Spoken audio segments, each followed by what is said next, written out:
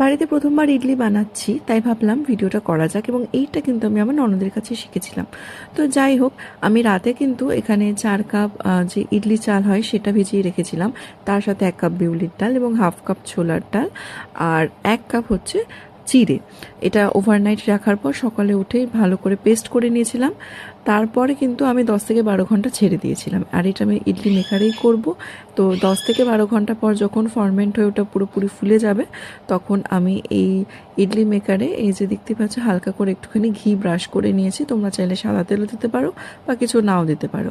এবং এর ওপরে আমি একটুখানি আর একটু টেস্ট ভালো লাগার জন্য, আমার যেহেতু ভালো লাগে, তো একটুখানি গাজর গ্রেট করে ওপরে দিচ্ছি হালকা একটা সুইটনেসের জন্য। তো 15 মিনিটে কিন্তু সফট একটা ইডলি তৈরি হয়ে যাবে।